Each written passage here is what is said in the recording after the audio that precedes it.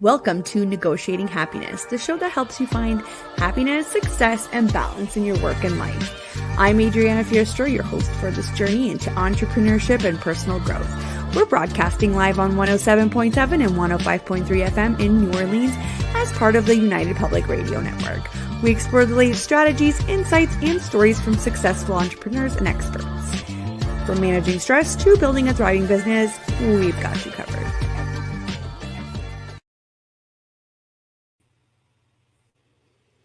Good afternoon, everybody. This is Adriana Fierstro, and you are watching Negotiating Happiness. It is February 5th, 2024. I can't believe it. And here we are on another Monday. So grab your coffee, grab your lunch, and let's dive in. We are indeed broadcasting live on the United Public Radio Network and UFO Paranormal Radio at 105.3 and 107.7 FM in New Orleans. And if you wanted to sit back and watch a couple of our shows from the network on Roku TV, go ahead and search up UFO Paranormal. So today we have a special episode planned, just like every week. We are going to be talking to the lovely Jen Paterson from Dollar Divas, and we are talking about overcoming money shame because it's such a big topic. Even though we don't talk about it, I am pretty sure everybody thinks about it at some point or another, especially in the sphere of entrepreneurship. So here's a quick summary of what we'll be talking about. We'll dive into the pervasive financial education gap that often leaves individuals feeling ashamed about their money struggles. Societal expectations assume that everybody should naturally be adept with finances, creating a sense of embarrassment when faced with financial challenges. We'll explore how the absence of formal teachings on personal and business finances in school perpetuates this shame, reinforcing the misconception that financial competence is intuitive. Join us as we discuss the importance of open conversations, accessible resources, and community support to break the stigma and empower individuals to confidently navigate their financial journeys. And so let's do a quick reintroduction of who Jen is. I don't know if anybody remembers, but Jen was on our show probably about 6 or 7 or 8 weeks ago. So I can't wait to have her come back on. And let's dive in. So who is Jen? Jen is a financial professional with a unique background. Raised in a household where money was openly discussed, she initially navigated the world of business as the right hand to a dance studio owner. Later, as a financial planner, Jen observed a common struggle amongst passionate entrepreneurs. While excelling in their crafts, they faced financial instability. Now, Jen is on a mission to help entrepreneurs stabilize their cash flow, allowing them to focus on their passion without sacrificing business growth. So I can't wait to have her on. She's going to pop up in a minute here. Just going to check in.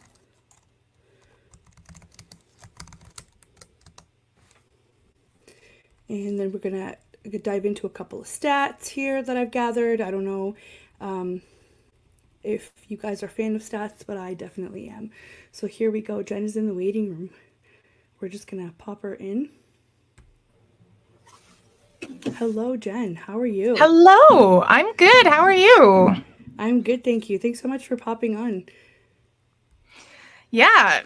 Sorry, I'm a little distracted. So I have to give a little bit of I'm momming and entrepreneuring at the same time. So I'm trying to get tickets for my daughter for Frozen, the touring show that's coming to our city in July, and tickets literally went on sale at 10 o'clock Pacific time, which is right when this show airs. So Adriana has been so kind to being like, okay, just let me know when you're ready. And so I'm just looking at the confirmation and it's all good. I have mommed. Amazing. I am now ready to entrepreneur. Amazing. Isn't that funny how just we don't have a choice around the whole momming thing? Oh my gosh. It's just, like, yeah. Who else was going to get those tickets? Do you know what I mean? No, nobody else was going to get those. And it's just, yeah, that's how this goes, you know, motherhood, right? Yes. So tell me, how did you start off your Monday aside from ticket hunting? Oh, it was a pretty standard Monday for us. You know, I've got up, got my kids to school, answered a few emails. I managed to squeeze a workout in this morning, so that was really nice. It was a great way to kind of kick off the week and, feeling like I'm on top of things and not starting the week behind. So I always really appreciate when things on Monday morning go smoothly. When they go a little sideways, then I find myself getting a little squirrely. Right, exactly. I mean, who doesn't get a little squirrely when that happens? But that's good. That's good. I'm glad. So, I can't wait to talk to you about overcoming money shame because I feel like it's such an important topic to talk about. And a lot of entrepreneurs, like even in close circles, I still feel a little bit icky talking about money. So I need you to tell me, in your professional opinion, how does that usually go? Like, what do you feel like happens when these conversations pop up? It honestly, it depends on the situation. Like, I'm definitely not going to go to a cocktail party where I'm just meeting people for the first time and be like, hey, what is your salary? I'm not quite that awkward and weird, but at the same time, I think that it's really important for these conversations to happen, because it lifts us all, right? It lifts us all to talk about these things and make everybody else, comfortable with it in a way that, again, lifts us all up. So what I'm kind of talking around here. So I'll give you an example because I think that's the best way to discuss this. I was having drinks with a couple of girlfriends about a week ago, and within the sort of grouping, it was two entrepreneurs and a salaried worker type. And we got to talking about the one other entrepreneur's pricing. She is a solopreneur, she runs her own business, and she, was saying, oh, I think I might need to raise my rates, and because gas prices are going up, because she moves around a lot in her business. And I said, well, when was the last time you raised your rates? And she said, well, it was right when the gas prices kind of took off, and most of it's I didn't really pocket any of it because it all went to gas, and and I'm really nervous. And I said, well, why are you nervous? Do you think that anyone's gonna come back at you and complain? And and we had this conversation of her being really afraid to raise her rates. And I said, well, what are your competitors charging? And she said, oh, well, they're charging almost double, or and things like this. And I said, well, that's insane. Like, if your competitors, right, who I don't know them, but I know you, and I know you're amazing at what you do, if they're charging, more than you, and you're stressing about raising your rates, like, this is a problem that we need to put our heads together, and we need to help you overcome this. Like, me as your friend, this other person as your friend, like, let's talk about this. Let's help you through it. And so in having that conversation, I don't know if she actually went through with raising her rates, but I'm definitely going to follow up with her and be like, let's talk about that some more, because you deserve to earn what you're worth. And so there's definitely a time and a place, but these conversations are important, because all keeping it close to the vest does is hold you back from earning what you truly can. And, you get a group of dudes together, and they'll talk about money all day long without shame, without, like, they are quite happy to share their salaries, what their bonus was. They're like, hey, bro, I just got this huge bonus. Like, I'm going to go and buy a boat. I don't know. Like, these are conversations that they're more than happy to have. And so we see it in the glass ceiling and the wage gap and all of this stuff. And so, we're shamed into talk, around talking about money. It's uncouth, it's rude, it's, all of these things. Is gauche. I think I even heard someone say, oh, it's gauche. I was like, that's interesting. But when you bring it out into the open, like, we're willing to talk about everything from, like, what we do in the bathroom to what we do in the bedroom, but somehow our bank accounts are off limits. Like, it's just bizarre. I also wanted to add that as a service provider, it actually, not only does it hold you back personally when you don't charge what you're supposed to be charging, there's a perceived lessening of value. So if you're going to a service provider that is like a quarter of what everybody else is charging, people automatically think you must not be good at what you do. So People tend to shy away from that too, and sometimes service providers don't think about that, but it's 100% true. It puts doubts in your client's mind that you know what you're doing, because how could you possibly be charging so much less than everybody else, right? So Exactly. it's damaging on a lot of fronts, let's just put it that way. Yeah, yeah, Yeah, and it's so it starts, but it starts before we dive into this entrepreneurship thing, right? So I tried to look up some stats, and I want to know if you agree with any of these. So I've tried to look up some American stats for our American friends and for our Canadian friends as well. So I was looking up, and it says 71% of Americans believe that they have high financial literacy levels. The average American rates their financial literacy at 6.2 out of 10, despite the fact that on tests, the average American only answers 35 to 55% of questions correctly. And to dive in even further, which hurts my millennial heart, only 16% of millennials understand basic financial principles. Like, if this doesn't say it all, I don't know what does. Right? yes, Right? yes. And Yeah. Canadians, we don't want, hold on, we don't want to like only highlight the American side of things, but so overall, it's hard because you can't get the same kind of stats for both places. But overall, just bear with me. Has a point. It says South Korea leads the pack as the most educated country in the world, with a tertiary education rate of 69.29%, securing the top spot. Canada follows closely behind at 66.36%, earning the second position for most educated countries. However, when you get down to financial literacy rate, only 15% consider themselves financially literate when it comes to life insurance, investments, and stocks.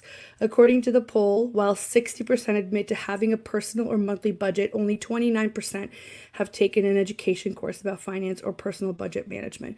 So, of course, it's relative. Of course, you might know more than what you think you are. So maybe that 15% is higher, or maybe it's lower. Who knows? The whole point of it is, obviously we have the resources, obviously we're educated in a lot of different subjects, but when it comes to financial literacy specifically, what happened? What happened? Because our formal education system assumes that the family, because I think it stems back to, finances are a personal subject and everybody does it a little bit differently, and all of that stuff. I think that it stems back to the education system, is like, well, we don't want to put our centralized beliefs, quote unquote, on the people, and so you can teach that stuff at home. But what happens is they don't actually teach it at home. Parents have financial conversations behind closed doors or after kids are asleep, because they don't want to, it may be on the sort of more sort of good parenting side of things. I don't say good parenting, but like the people who are trying really hard to be that parent, is they don't want to put the stress on the kids. They don't want their kids to see them feeling stressed out or having to, make those decisions. But that means the kids aren't exposed to it. So it makes it really hard. And so the kids aren't exposed to it. Then they grow up and become adults and, or get essentially handed the keys to the car without any driving lessons. And Right. they go out, they get credit cards, they get jobs, bank accounts, maybe even a mortgage, loans, and they don't know how to handle it. They don't know how to navigate this world, because maybe with the best of intentions, parents are having these conversations behind closed doors to not pass on the stress, but it also means the knowledge isn't being passed down either. And also, Right. our financial world has just gotten more and more and more and more complicated as time has progressed. You think back, 2-3 generations ago, essentially it was, you had a little bit of money, but most people were, farmers, that their job was to make the food, grow the food, and essentially survive. You had a little bit of money maybe for like, the odds and ends that you would buy like once or twice a month or even less. Whereas now, money is central to our very existence. A day doesn't go by without money passing hands in order for our society to continue to function. And so it's a very difficult situation, because what we're facing isn't necessarily what our parents were facing.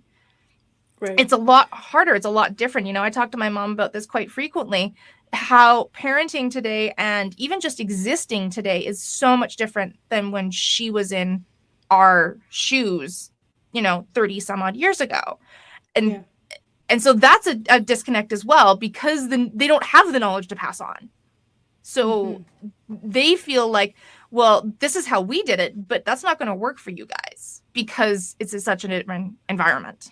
So it's Right. almost coming from both sides. Like we're just kind of screwed. Right. Right. So, well, it kind of shows that too, because I looked up a few more stats, because that was kind of general for the population, which kind of gives me an indication of what kind of financial literacy I need to explore with my kid, right? But let me look at what the entrepreneur, let's see. So this is for American stats. So according to a survey by the National Endowment for Financial Education, which is the NEFE, in 2018, only 27% of entrepreneurs felt very confident in their ability to manage their business finances. That is Yeah. such a low number. And for the fact that some of these entrepreneurs are so like wildly successful and not knowing how to handle that is detrimental to the future success of that business, right? Yeah. And there's another study conducted by Intuit, which I think it's the QuickBooks Yes. parent company, in Yeah. 2019, found that 61% of small business owners struggled with financial management, including tasks like creating financial forecasts, budgeting. I am one of those people. Like I have the Well, tools, I use them. I don't enjoy doing them, therefore I put no further effort into educating myself on how to do it better. Right? That's the problem. That's the yeah. problem, because I Yeah. had to basically learn everything on the fly. So, Yeah. Yeah. And you're not alone. And like I remember talking to somebody who was a massage therapist, and she said, like we go to school for years to learn all the different techniques and strategies yeah. to apply our practice and apply our trade and heal people's bodies. And she said the money management part was literally one workshop, one day for 2 hours. Like that was it. And that was Yeah. all the financial education she got. And she said most like massage therapists are solopreneurs, contractors, like they're in charge of their finances. And yet their education on how to navigate that was a 2 hour workshop. Yeah. Like, Yeah. again, disconnect. So, again, another one was talking to a lawyer. She said, I went to school for, I don't know how long law school is, 3 years-ish. Like that's a long haul. And again, they Yeah. learn how to write a brief. They learn how to argue a case. They Yeah. learn how to talk to clients. She said, I hadn't a clue how to run a business. Like Right. So not we a clue. did She said, I have had to figure that out on the fly too. yeah, if as in contrast to the I guess education for lawyers, and yeah, they have to do a bachelor's, right? They have to do their 4 years in school for a bachelor's, and then they go to law school. So that's actually a lot of school that you go through where you don't have any of that exposure. So much For schooling. paralegals, the program that I went to, you had to have a degree ahead, but you actually don't need to if you want to do the 2 year certificate. So regardless, everybody in my class already had previous same thing, 3-4 years of post-secondary school. Then you're in here getting your accelerated post-grad certificate to become a paralegal. We did have a course where we learned how to run our business, but it was a 7-week course where it was kind of implied that you already understood what expenses were and how you came into contact with assets. Like it was funny. On paper it made sense, but that was basically it. And it's Yeah. crazy that with lawyers that actually end up running the firms that paralegals work for, if you're not going to go off on your own, don't have even that, because everybody else assumes that, well, we're teaching you about what your regulatory responsibilities are. So, for example, because we were regulated by the Law Society, we were taught what our financial responsibilities were in terms of the Law Society rules. But nobody's talking about how do you split this profit? How do you take it home? How do you save it? How do you invest it? How do you make sure that it's working for you? Nobody. It's just a question of money in, money out. Do you understand? Okay, great. Because especially in law in Ontario, it's a double accounting system, right? You've got your trust and your general right, to keep track of. But again, it's just money in, money out. It's nothing crazy. So you think that you know, and you think you're going to go out there and be like, yeah, of course, I already took a course, I know, but nobody actually addresses the whole, okay, so this is what you're left with. What are you going to do? Yeah, What are you absolutely. And, you know, I'll even go as far as like when I was doing my licensing to become a financial advisor, like I learned about insurance and how that world works. I learned about how, you know, the investment world works, like, you know, all of that stuff. But the day-to-day running of cash flow never came up, not once. And, you know, a lot of financial advisors will get good at it because they are already within that, like, you know, mindset, and that's their interest and they love it. But again, still no like formal how to do this. And that's for someone who's literally going to be advising people with their money. Yeah. Like that, it's bananas. So, you know, and I'm not shocked. I'm not shocked at all. Put that aside. And, you know, this is also assuming that everyone does post-secondary, which they don't. That's, you know, I would say even in the climate that we're sort of in, post-secondary is becoming less and less valuable. And a lot of the like Gen Zs, they're bypassing it altogether and just heading out into the workforce and figuring it out on their own because, you know, we're realizing that a BA in English is not going to get you very far these days. So, you know, that's assuming that. And I think back to my high school days, and I remember we did have a class, we'll call it. It was called CAP, Career and Personal Planning. And in the 5 years of my high school, we had this once a week for an hour for an entire 5 years of my high school. And we talked about finances one time, and it was, they showed us a tax form, what it looked like, and that was about it. It was like, this is a T, I think it was a T1 that they showed us. It was a T1 or a T5. And they're like, that's what this is. That was it. That was our education on taxes. And it was like, talk to your parents. That was it. Yeah. And funny enough, I actually, when I first started out, I decided that I didn't know enough about taxes, which is still correct. And because you reminded me of the whole T1, T5 thing. So the CRA sometimes has webinars that they run for entrepreneurs for taxes, which is great. I mean, look them up. But I have to tell you, no offense to anybody there, but I came out of that knowing even less than what I knew before.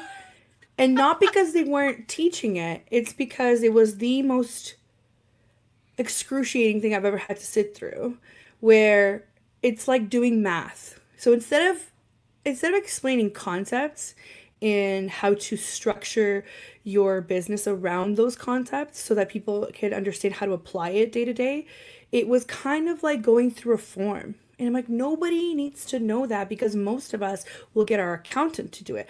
What we don't understand is how those equations actually affect us day to day before we file those taxes, right? So I feel like there was such a disconnect between, you know, saying that they're providing education, and they are on paper, they are providing that education and making it available to the public.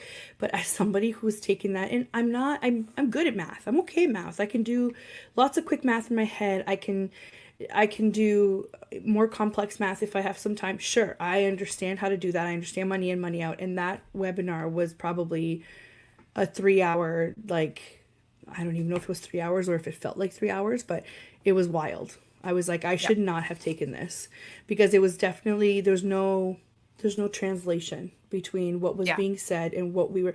And I don't think I was the only one. I'm pretty sure most of the people there had turned off their cameras by like halfway through it to be like, I can't deal with this. So I don't know if they were listening in the background or not, but it was brutal, absolutely brutal. And who knows, maybe it's just me, but I'd like to think that I have some average understanding of what's being said. And, you know, like, because of my previous life, I have an average understanding of structures. Are you a, you know, general partnership? Are you a sole proprietor? Are you a corporation? So I should have understood a little bit more about taxing and how to make it work for me. And I didn't. I really didn't. So I think this is not just like a school problem or a home problem. I think this is like an entire society problem. Whichever institution you go to, whichever regulatory body you belong to, I don't think there's enough financial education. No, there's absolutely not. And, I think even just the basics of being able to read a financial contract, people don't understand how to read a financial contract. I worked in credit counseling for a number of years before I was a financial advisor. And a lot of times clients would come to us and they'd say, well, this is interest free. And you'd say, well, actually, that's not how this works. You look at like those credit cards with the interest free periods. And what people don't understand is that if you pay the balance off within that interest free period, yes, you don't pay it. And you walk away and everybody's happy and whatever. If you go one day over that interest free period, all of the interest that has been accumulating in the background for that interest-free period, be it a year, 18 months, 6 months, whatever, that all gets lumped on day 91 or whatever it is. Like it's an entire, chunk. It's not just it starts accumulating then. It's been accumulating since you got the loan, the credit card, the whatever, and it all just gets lumped on that day. And so, little things like that and how to read that language, the general public I have found don't necessarily grasp those things or know how to read them within a contract before they sign it. Right. And it's wild now thinking back that I was 18 and maybe I won't name the bank, but I think they're all the same, honestly. They decided that, so back in 2007, they decided that an 18-year-old with a part-time job in retail was allowed to have a $2,500 credit card. Oh my. Who decided that? Like, who thought that that was a good idea? And I'll tell you who. Banks. Because I probably paid that credit card like 6 times over. Do you know what I mean? That's how much interest they probably made off of me. Because I had zero knowledge. But I could walk into that bank. And I walked in that bank that day. And I applied for a credit card. $2,500 limit. They saw you coming a mile away, and you know who thought it was a good idea? The entire institution. Do you know why? Yes. It's because that is how they make money. That's what I'm saying.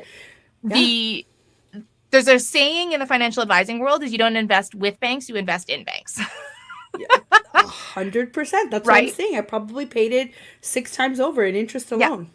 Yeah. So they thought it was a fantastic idea because they just saw dollar signs. They just saw a big fat profit. Yes. And that's the case. And, especially, again, with credit cards, another misunderstood financial instrument, because a lot of people will think as they're making payments, the interest is going down, but it's not the case. The interest doesn't stop accumulating on every purchase you've ever made until you pay it down to zero.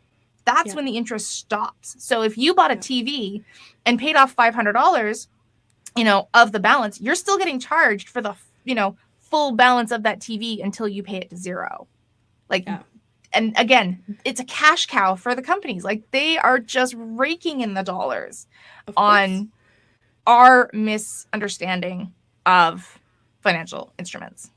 Of course. And it's I've seen people do this over and over, and how they pay one credit card off with another, or how they pay one credit card off with a loan, maybe a line of credit, which I understand the logic. Usually lines of credit are lower interest. However, you're literally paying interest on interest on interest. And that is how they get rich, is interest on interest. So instead, in the last couple of years, I've tried to kind of think outside the box. Not that I've done anything with it. It's just me slowly beginning. How do I make compound interest? Because that is how people get rich. People don't get rich by saving. I'm sorry to anybody who's a great saver. I am not. That you don't get rich by that. You get rich by putting your money to work. So once you get to the point where you have a bunch of interest that you've gained, putting that free money to work is compounded interest. That is how you really start making money from no money. Until then, it's all an initial investment and the time investment and the education and the whatnot. So how do we get over this? How do we teach each other? How do we warn each other what mistakes not to make, Well, this is where it comes back to that, conversations. Why conversations are so important and so critical, especially with, within groups of women. Find your people. Find those people who are see the world the way you see it, who are supportive and kind, and then just start talking about it and be like, you know what? Hey, does anyone here like invest? Like, what do you invest in? Because that's a tiptoe into it, because investments are seen as, oh, it's good, it's exciting, it's kind of sexy. Like, that's something that, right? Like, it is, because if you talk about your investments, it is, yeah. Then it's not like, oh, how much is in your bank account, right? Like, that's a little bit like walking up to somebody and like grabbing their butt. But asking them over coffee or cocktails or whatever, like, what are your investments, or like, what are you guys investing in, or do you invest at all? Like, that's a kind of a tiptoe, and then you can kind of read the room and gauge whether or not the person you're talking to is open to a conversation about money. Are they telling you, oh yeah, I bought this stock and this ETF and this is my favorite thing, and are they like that, or are they kind of like looking at the floor and changing the subject? And you can kind of read the room with those conversations. And then once that starts to happen, then you can really open up and be that person that opens up first. Be the person that says, hey, this is my situation. Like, what would you guys do if you were me? And, don't be afraid to put yourself out there. I mean, it's vulnerable. It's scary to be that first person that opens up, but I'm telling you, from someone who's been there and done it and had those conversations and has that relationship with other friends and entrepreneurs and peers, it's magical.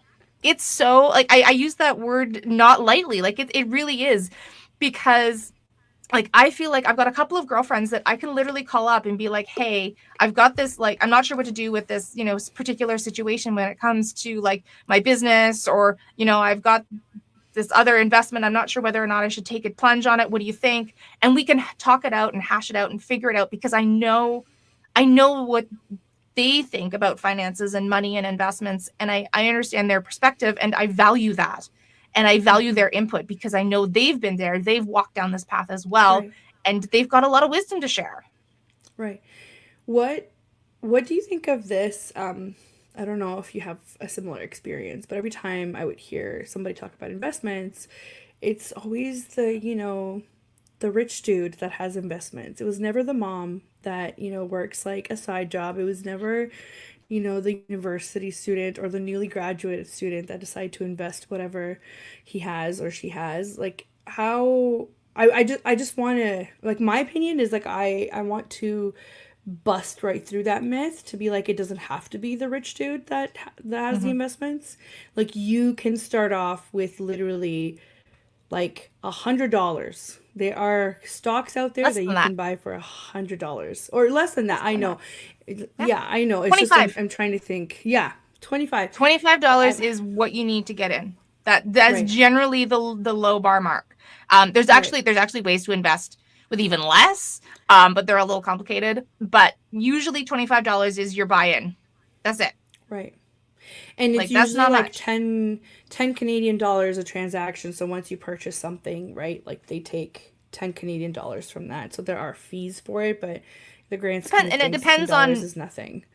It depends on like which avenues and how you invest in what things. But again, like these are conversation. Like, I don't know how many times. So when I used to run Dollar Divas, back in the day, we would have live events, and we would have like basically coffee shops where we'd get together and we just talk about money. And the number of times I was asked, what do I buy? How do I buy RSPs? As if it's like a purse or a shoe. And I'm like, okay, so, let's talk about this, because whether you're in the States or in Canada or whatever, usually, these things are not something you go and buy. So an RSP, or I can't remember an IRA, I think they're IRAs in the States. Roth IRA, they're just Roth IRAs. I think there's another one too. I can't quite remember. But anyway, is it like the retirement accounts? No, because 401ks are generally sponsored by companies. But like they're within like an employment thing. I can't quite remember. Anyway, it's irrelevant. Canadian listeners, we're talking RSPs. I know, but help us out, American listeners. Yeah, I know Roth IRA is one of them, and I know there's another one, but it's slipping my mind right now. Anyway, they're umbrellas. They're something that you just put money under, and you can have different accounts, and it's not something you buy like a shoe or a purse or a coffee mug. It's a classification of investment. Right. So once it's under the RRSP umbrella or the IRA umbrella, then you can move it around to different things. You don't tie it into one investment just because you bought, let's say, some Tesla stock in RRSPs. Right. Doesn't mean you can't sell that Tesla stock and buy Apple. You can do that and keep it under the RRSP umbrella. Mm-hmm. And you can invest in hundreds of different things within the RRSP limits. Like if you just look up on your government website, you'll find like what qualifies as an RRSP investment. As long as it's under the umbrella, you're good to go. And so that's another misconception, is they think they have to go to the bank and buy an RRSP. And it's like, that's what I did. That's what I did. I went to the bank, and I think mine are called mutual funds. So the bank invests them on my behalf. Yeah, like the bank invests them on my behalf. It is embarrassing how little I've contributed. But that's what I always thought. And so that's what I did, right? Yeah. And that's another one is mutual funds and ETFs and stocks and bonds, and how little education there is on how those different instruments work and what are the pros and cons on both sides. And a lot of times with mutual funds, quite often the fees on them are like sky high, and people don't know how to read those reports and those statements and those, you get the big book that comes with it, the prospectus. They have no clue how to read that, and they're so overwhelmed and intimidated by it that it usually just ends up in a pile or in the recycling bin. Like they don't even get cracked because it's just too much. It's scary. It's overwhelming. And they're like, I can't deal with this. So, like even how to read those things is so important, because, one mutual fund is not the same as every other mutual fund. So they all have their pros and their cons, and, what works and what doesn't. And, what's the difference between a mutual fund and a segregated fund and an ETF? Like all of those things, it's really important information, and that's something that very few people feel like they can talk about or grasp. Right. And, sometimes mutual funds will have a high fee structure, but they'll have a phenomenal manager that makes it worth it, whereas some may not. And, how do you know? And who do you talk to? And again, that's why these conversations are so important. Yeah, I think I stuck some money in mutual funds, and then I think I selected medium risk, and as a result, it's probably grown like $15 in like 6 years. So not great.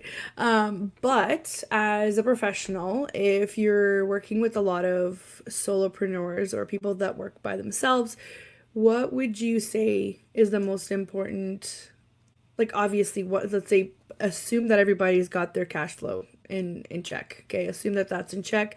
Assume that everything is getting paid. What is the most important investment? I know, but I'm just assume so that this question works for me. Okay, so all right. So you have done. You have some ulterior motives here. I get it.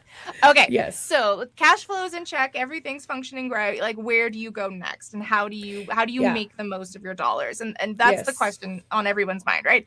So I'm a big believer in ETFs. I love ETFs. I think they're a fantastic instrument. They don't try and beat the markets. I'm a believer that if you try and beat the markets, they'll kick you when you're down. And then when you're down even further, they'll kick you again. So trying to beat the market can be done, but it's very difficult. Whereas something like an ETF, it follows the market. So give us an example of what an ETF is, though, because I feel like not everybody would know. It's called an exchange traded fund. So how it works is they take some sort of basic either index or group of funds that's already established. So some of them will follow like the S&P 500. Some of them will follow there's another one. I'm sorry, it escapes my mind again. This is stuff I don't really deal with on a day-to-day basis. But like they will pick an index and they'll just follow it. And the way that I look at things personally is if the market as a whole has too much downturn, we have bigger problems because that means our economy is not functioning. So while you will have the ebbs and flows of the markets, of the economy, especially when we're in, recessions and things like that, yes, you won't always be in the uptick. However, over time, particularly for people in our generation who are, their 20s, 30s, 40s, we've got time before we're looking at retirement, hopefully, or maybe not. Maybe you are early retirement types. In that case, congrats. But for the most of the people I'm talking to, you've got some time, and so you can weather those storms that ebb and flow. And investing in the markets will give you over time better returns than trying to beat the market with an actively managed fund. So it's considered a passively managed fund, meaning they just pick an index and they're like, we're just going to follow this. And whatever this does, then that's what we're going to do. Whereas an actively managed fund is somebody trying to pick and choose the winners of, who's going to do best and who's when to trade that. And that can be successful, but it's very difficult. And there are a couple of really great fund managers out there that do it well, and there's a lot that don't. Right. So, and then the other thing you have to take into consideration is the fees. So with an actively managed fund, they have much higher fees because you have that guy sitting in a room picking and choosing and trying to beat the markets. Whereas with a passively managed fund, the fees are considerably lower. ETFs have like much, much lower fees. So you're not trying to not only beat the markets, but also beat out those fees in terms of your returns. So that's where my money personally is. That's where my husband and I have invested and done quite well over the last, I think we moved things over about 5 years ago into ETFs. They are relatively new kind of guide to the party, but I'm a big believer in them, and I think that they're a great way to go about it. And you can usually go. Financial advisors will offer them, but also the DIYs offer them as well. So we're personally with Questrade. I love it. I think it's a great platform. There's also Wealthsimple. I know there's a whole bunch down in the States, I think. There's a ton. I had it in my head. I can't quite remember. I feel like our American friends have so many more financial platforms than we do, right? So they sure do. Although they don't have e-transfers, which always makes me no, but they have Venmo and Cash App and like all these other things that we don't have, right? So it kind of makes sense, yeah. What do you think about using life insurance for the purpose it's actually intended for? Because a lot of people have this idea that life insurance is strictly for when you die, and that's most definitely a benefit of it. However, that's not what it's intended for. What are your opinions on that? Yeah, life insurance is a really versatile product if used correctly. Right. So again, the misconception is you buy like what's called a term policy, meaning like, it's pretty low frills. If somebody keels within the policy time frame, then, you get this chunk of change. Otherwise, if they live beyond the term of the policy, then it's like, oh, well, you're out of luck, tough luck, see you later. And those have their place. Absolutely. I think term policies are great for young parents who, if a parent dies, they need a huge cash payout. They don't have a lot of money. They're fantastic. And like both my husband and I have term policies on each other because of the nature of our lives. But there's also other life insurance that is very, very powerful, can be very, very useful. And the younger you get it, the more powerful it's going to be. So it's called whole life insurance. And again, I want to say this is all just general information. Of course. I'm just going to put that out there so nobody sues me. This is all very just general information. Talk to your financial advisor. You all need to pick up the phone and go talk to your own providers and your own financial people. The purpose of this episode is to get people talking about money, and that's exactly what Jen and I are doing. So this is almost like a private conversation that you get to listen in on. All right. Okay. So just with that little disclaimer out of the way. So whole life insurance is a really, really powerful tool that I think is underutilized in the financial community and with a lot of people, particularly again in our generation, because it's something that you can put money aside in, it builds cash value, and it never expires.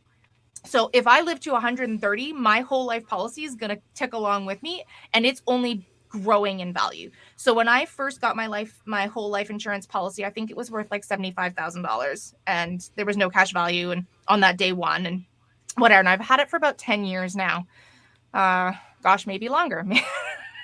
I'm trying to remember when I actually got that thing, but it's now worth about $500,000, and it's got about $50,000 in cash value.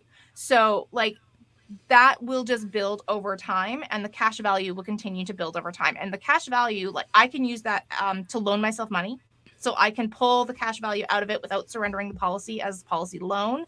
So I know that there was one advisor that I worked with who would literally use their whole life insurance policy as their own personal bank.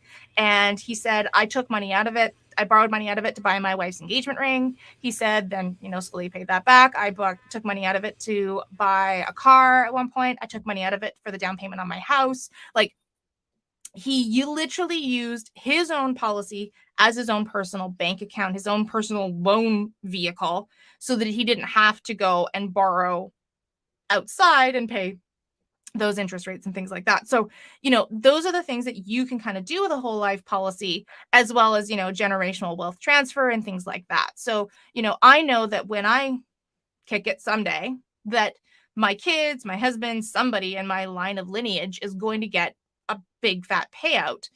And that's the amount of it is just going to grow over time. And if I desperately need cash for whatever reason, I've also got this backup, this safety net, this foundation ready and waiting for me. I can use it in retirement. There's so many different things you can do with it. And I would highly recommend chatting with your advisor. And I think Adriana got disconnected. I'm just going to quickly chat with her. And let's see what else can I talk about. I'm literally into my thought and she disappears.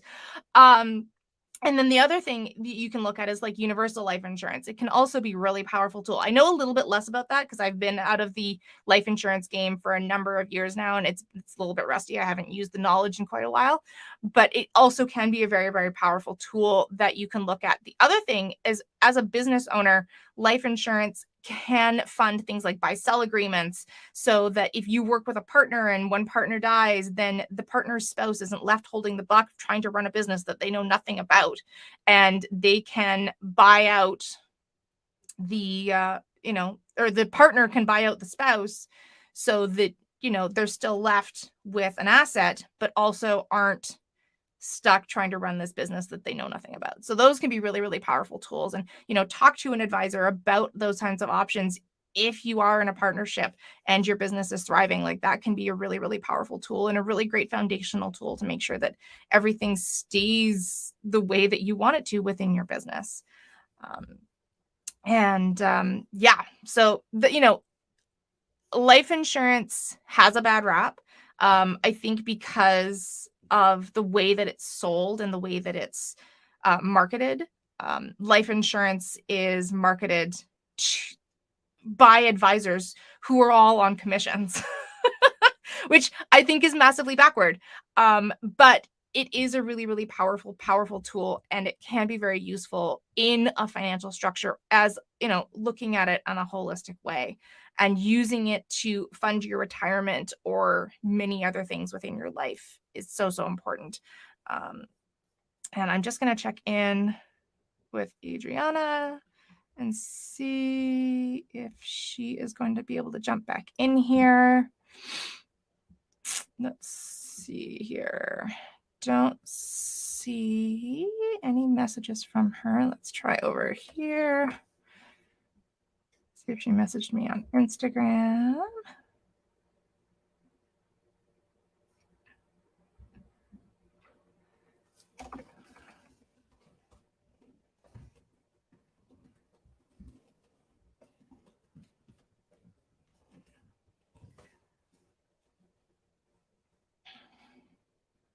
So she says she's going to have to restart it. This is what happens with live stuff, right? Things get a little bit crazy and a little bit ridiculous. Hi. Oh, there she's back. Hello. Everything definitely just went down, so that's like a typical Monday. Well, I rambled on for a little bit longer about life insurance. I talked about some universal life stuff, which I have. It's so funny. I was literally end of my thought, and you vanished, and I was like, uh-oh. I guess I better keep talking. And so yeah, we sort of, made it work, ish. There's never a glitch-free day, right? Yeah. No, I feel like it's my laptop. It's not even my internet, but thank you for that. Yeah, I mean, I was just gonna say, I took up a policy for my son when he was born, and when I brought this up to a number of people in my life, they thought it was pretty morbid. And I literally was like, no, you don't understand. It's not because I think that something's going to happen. That's just like a very small benefit of it, if God forbid, right? But I'm like, what Mm-hmm. if when he turns 18, he wants a car and I just don't have the cash flow or whatever? He can definitely dip into it, get himself a car, pay it off with no interest. And depending on the policy too, some of the, I think ours like ends when we hit 100. But I mean, listen, if I'm hitting 100, great. If I live past that, I'm good too. But I Hopefully, that's don't the need idea, it to right? go past that. Whereas with term insurance, yes, with term insurance, the premiums don't stay the same too. So once your term is up, right? If you're before 65, it is like exponentially higher Yeah.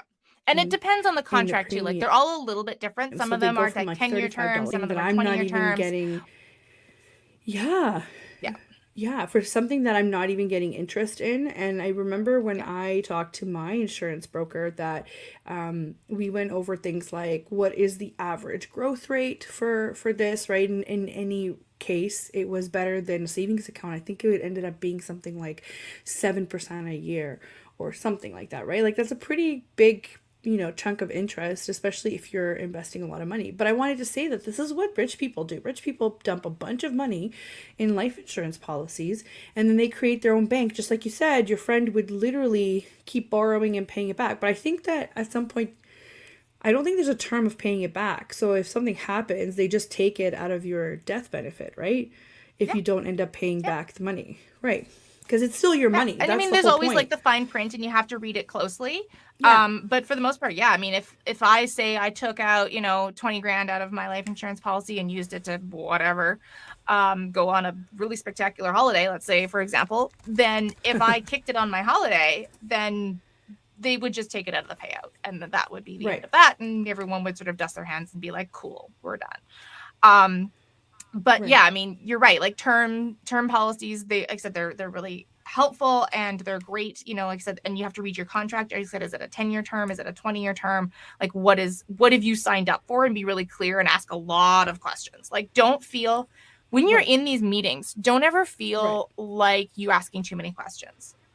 Any financial advisor, if they're a good one, they will sit there and answer every question that you have, even if you ask the same question 5 different times and need 5 different explanations because you're not grasping what they're trying to say. Ask it again. Don't feel Right. stupid because that is how we learn. That is how we figure this stuff out. And that is, again, so important for the long term within our financial lives. So you're not going to just magically understand it tomorrow. You have to ask the questions. You have to have the conversations. And, when we're talking about this stuff, it is really sometimes helpful to, ask the question 3 or 4 times to have them explain it in a different way because maybe your brain just works different than theirs and most likely does.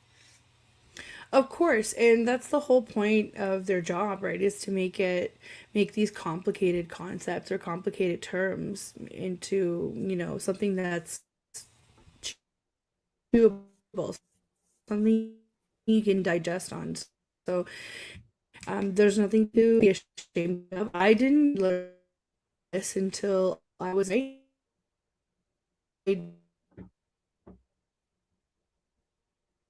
didn't have a tree. I was very grateful for, right? So that's the whole point is have these conversations. What else can you do? Like how do these people that are so successful deal with their own money, right? And I know I hear this all the time that debt is bad, but there is good debt, right? There is good debt, there is bad debt. A lot of people have a lot of money avoid using their own money for their own investments, right?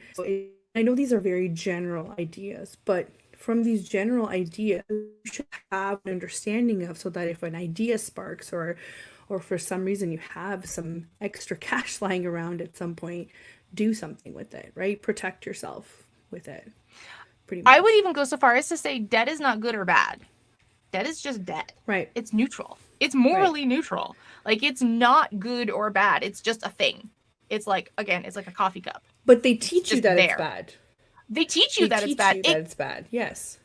It's one of those things that on its own, it's just a thing. It's a way to make something else happen. And it can get you into trouble in the same way like hitting yourself over the head with a coffee cup's probably going to hurt. So, like there's good ways to use it and bad ways to use it, but on its own, it's neutral. And I think that's another thing that really would help a lot of people financially speaking, and that comes a little bit more to the mindset side of things than the actual strategy. But seeing it for what it is just a tool. It is a catalyst for making something else happen. Let's say, your credit card and you use it to, fund your business. It's not bad debt. It's just the thing that you used to fund your business while you were getting it off the ground. If you didn't pay it and ignored it and never quite got around to paying it off and, it went to collections, then there's going to be some negative repercussions. Absolutely. Your credit score is going to suffer. You're going to have collection agencies calling you. Like, there will be negative consequences, but it's not the debt necessarily. It's what you did after you utilized the debt of not, taking the proper steps to make sure that these consequences didn't happen. But I think seeing debt as a bad thing, it's evil, it's negative, it's terrible, I think that also does us a disservice because, of course it does. Again, we're going back to the uber wealthy. They borrow all the time. Mm-hmm. They borrow tons of money, and they borrow it to invest it, and they borrow it to grow it. And, there's lots of people who use what's called leverage loans, where they take out money and they just invest that money and they pay the interest only on those leverage loans and then pocket what they earn from the investments. Because generally, if you do it properly, it will be more than you're paying in interest and you end up better off at the end. Is it risky? Absolutely. It's hugely risky, but it can also be very powerful. So the debt itself is neutral. It's just it's like money. Money is neutral. It's what you do with it that's either positive, negative. Right. I just think it goes along with our theme, to like that shame of owing somebody something. Yeah. Right. And about how you shouldn't be in that position to owe somebody something. But again, if we had the knowledge and the know-how of how to utilize debt, how to utilize money, how to utilize all these financial instruments that you've mentioned, then maybe we wouldn't be ashamed because we'd have a much better understanding of how the world actually works, right? But I'm putting my conspiracy theorist hat on for just a second to be like, I feel like people just don't want us to know how money works because it's easier. Like, look at the banks. I'm telling you, 18-year-old me thought it was a great idea. So did the bank to give me $2,500 credit card. And was it a great idea? It was a terrible idea for me, right? But it was great for the bank. So Absolutely. And 18-year-old me was forced in the same shoes. Yeah, but nobody forced me, so that's their argument, but also nobody taught me either, right? All I knew, like my parents had bills and they were paid on time all the time. So they gave me a great example, but there's no literacy there. There was no like, this is how you do it. So in an 18-year-old mind, it's like, well, I'm going to get money because I'm working, so then I'm going to pay it off, obviously. But practically, that's not how that works, right? There's just so many things that kind of go around. Jen, we were having such a great time talking that I didn't even do a halfway intro. I just realized. And then everything went down. But yeah, if you tuned in halfway, you are listening to the United Public Radio Network and UFO Paranormal Radio Network at 105.3 and 107.7 FM in New Orleans. And we are streaming everywhere as well. And it's negotiating happiness. We're going to have to wrap up anyway. But thank you so much for having this lively conversation with me about money. I feel like we could talk about it forever. Maybe next time we can explore some practical things, and to kind of encourage people to go do their own homework and go ask their own questions. We'll talk about maybe some of those technical terms. Like I kind of knew what an EFT was, but I'm so glad you had spelled it out because I'm like, wait, I can't be the only one that doesn't know. Right? But thank you so much for coming on. Oh, I'm so happy to be here, and I'm happy to talk about this stuff for hours. I mean, I looked at the clock and was like, oh my gosh, it's already 11. Oh man, I could just keep going for hours. So yes. I had so much fun, and I love talking about this stuff. Amazing. Yeah. So Jen here is in British Columbia. So she's on the other coast. So for us, it's 2 o'clock now. So Right. thank you, everybody, for tuning in. Thank you, Jen, for coming on. I'm just going to wrap up. Big thank you to the United Public Radio Network and UFO Paranormal Radio Network. And next week, we will also have a guest. So stay tuned. We will post it shortly. Thank you and take care, everybody.